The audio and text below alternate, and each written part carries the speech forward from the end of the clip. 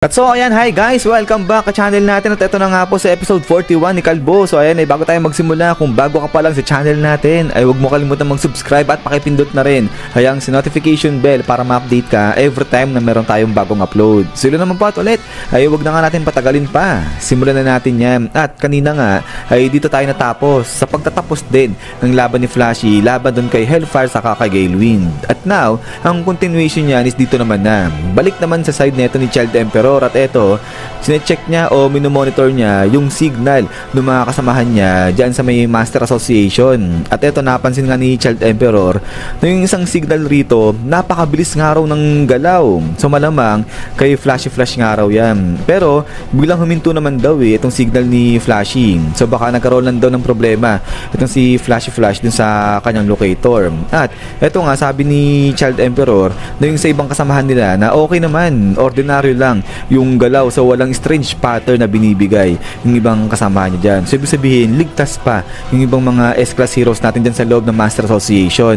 At now, eto nga, tuloy sa paglalakad dyan, eto si Child Emperor at eto napunta na siya sa parang maze na nga na to. At eto nga, sa loob-loob niya, na kung sa bagay, yung mga heroes na kasama niya rito na sumugod, lahat naman daw yun sila, kaya nila na i-handle kung anumang krisis yung humarap nga sa kanila. At saka isa pa, kung malagay man sila sa panganib, gagamitin nila yung emergency signal. At then eto nga ngayon, lakad na dyan etong si Child Emperor sa parang tunnel lang nga na to. At sabi niya nga dyan na hindi naman talaga siya nag-aalala dun sa ibang kasamahan niya, pero dapat raw ay mailigtas niya yung bata, kasi nga kapag nagawa niya na mailigtas yung hostage nga dyan, ay magbibigay raw yan ng boost sa kanilang moral.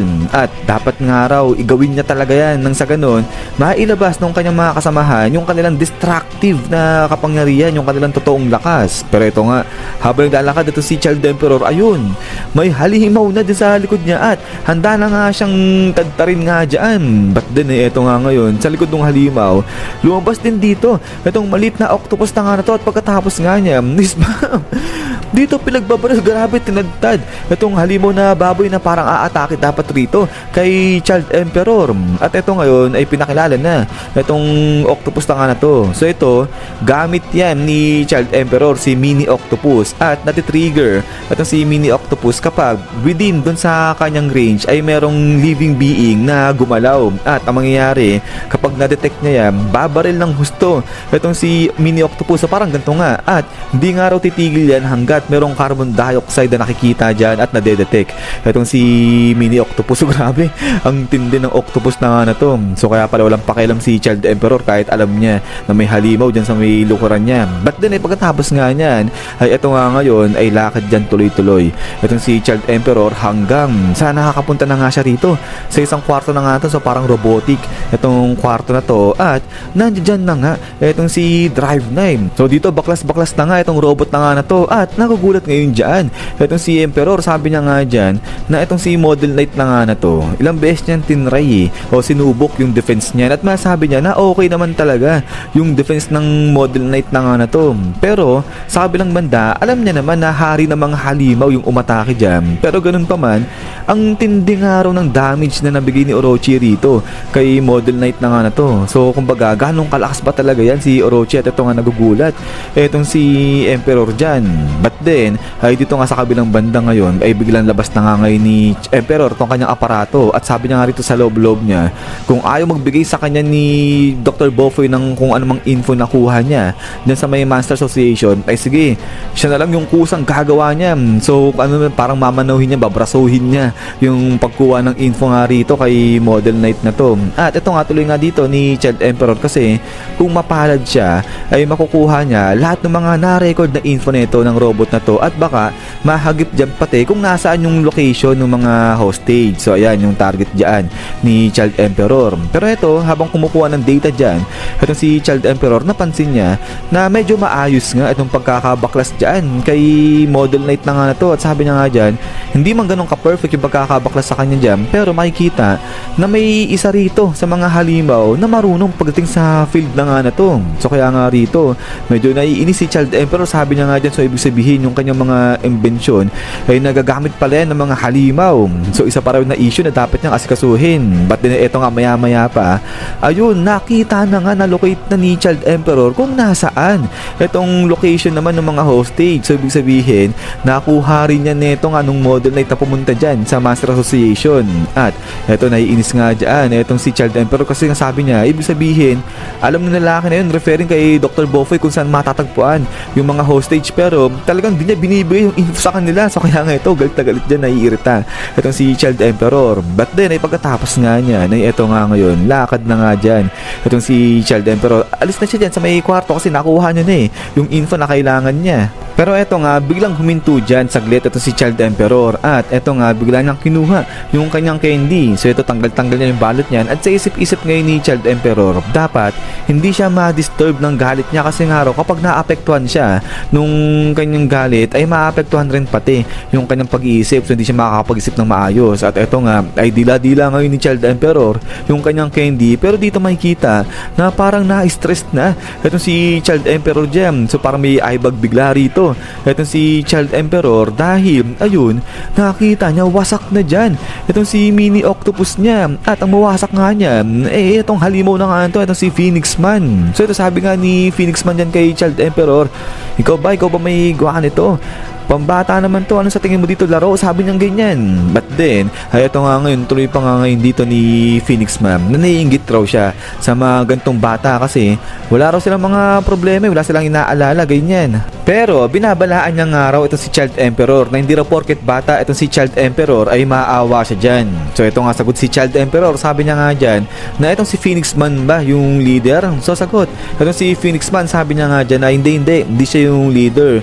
Siya yung posisyon niya nandun sa kung tawagin ay middle management. At ang trabaho niya, siya raw yung nag-check sa mga bawat nangyayari dyan sa kanila. At ito ngayon, tuloy pa ni Phoenix Man, yung proper daw na organization, kinakailangan talaga niya na meron silang mga naka-assign sa bawat position. Pero yun nga, baka raw hindi na naiintindihan ni Child Emperor kasi nga, bata pa raw masyado ito si Child Emperor. So hindi niya naiintindihan kung ano yung patungkol sa maayos na mga management saka sa mga organization, ganyan. But then, ito nga ngayon, tuloy sa pagsasalita itong si Phoenix Man, sabi niya nga dyan na itong si Child Emperor, isang bata lang na nag-i-struggle para makakuha nga ng posisyon dyan sa S-class na yan. At para saan? Bakit? Para maging sikat siya at ayun, para purihin siya ng mga adults at mahalin siya at yakap-yakapin ng mga matatanda. Tapos ano raw magiging resulta niya? Hindi, nuwamatay lang daw itong si Child Emperor dito. So kuwawa naman daw itong si Child Emperor, arlungkot nung istorya niya. So ito, binubuli niya itong si Child Emperor dyan. But then, ito nga, tuloy nga ngayon dito ni Phoenix Man na siya, hindi siya nagtitiwala talaga sa mga adults na nga na yan. Hindi katulad nito ni Child Emperor na umaasa sa mga adults na yan. At ayun, nangihingi ng mga papuri sa kanila. At tuloy nga nito ni Phoenix Man na siya, balang araw, makukuha niya yung titulo rito kay Orochi bilang hari ng mga halimaw. So yun pala yung goal nito ni Phoenix Man. But then, ay ito nga ngayon, biglang pakilala na dyan itong si Phoenix Man, biglang pagpagpagpag niya na itong kanyang pakpak, sabi niya nga dyan na siya si Phoenix Man. At isang araw, nagising na lang siya na hindi niya na matanggal itong kanyang mascot. So mascot na lang pala yan, itong suit dyan ni Phoenix Man. At ayun, na-realize niya na isa na nga raw siyang halimaw. So ito, tuloy pa nga rito ni Phoenix Man, ay kawawa naman daw itong si Child Emperor dahil tatapusin na nga raw siya ni Phoenix Man dito mismo sa oras na to. At pagkatapos nga niya, dito nga biglang umatake na dali-dali itong si Phoenix Man dyan kay Child Emperor. At after niya, bang! Dito, bigla nagkaroon na ng shield dyan itong si Child Emperor. So yun, napigilan niya itong pag-atake dito ni Phoenix Man. At ito ngayon, grabe, stop na stop dyan, hinto dyan itong si Phoenix Man. At ayun, itong shield ni Child Emperor ay may mga wire pala yan na nakakabit nga yan dyan sa kanya. At then, ay dito nga, sabi dito ni Child Emperor na ang ingay nito ni Phoenix Man pero yun, buti na nga lang dahil nga sa kakasalita niya ni Phoenix Man ay na-set up niya itong kanyang defense dyan. At So ito ngayon, biglang hawak ni Child Emperor itong kanyang shield. Sabi niya nga dyan na maganda itong shield na to kasi pwede mong i-roll yan. Sabi niya ganyan. At ito nga, kita naman, kala mo kortina lang eh. Itong shield ni Child Emperor pero napakatibay pala niyan. At sabi nga rito ni Child Emperor, ang maganda pa rito, pwede rin daw yan na pambalot sa candy. So mukhang ayan yata yung balot ng candy niya, ginawa niyang shield. So yun na pala yung shield. At ito sabi pa nga dito ni Child Emperor na under development pa itong shield na to. But then ito nga, naiinis nga dyan itong si Phoenix Man. Kaya ito sabi ni Child Emperor, sige, pangalanan nila itong shield na to na irritating defense shield. Sabi niya ganyan. At then pagkatapos nga niyan, ay ito nga ngayon, parang biglang may kinukuha itong si Child Emperor dyan sa may bag niya. At sabi niya nga rito na itong si Phoenix Man, mukhang siya yung tipo ng monster na nakakausap ng maayos. So usually raw kapag ganyan, may na-encounter na ganyan si Child Emperor, hinuhuli niya ng buhay yan eh, para makakuha siya ng information. Kaso nga lang, na-encounter daw ni Phoenix Man itong si Child Emperor sa bad mood day niya. At then pagkatapos nga niya, ay dito nga, biglang nilabas si Child Emperor itong mga pagkarami-rami ng mga weapon niyan. Grabe.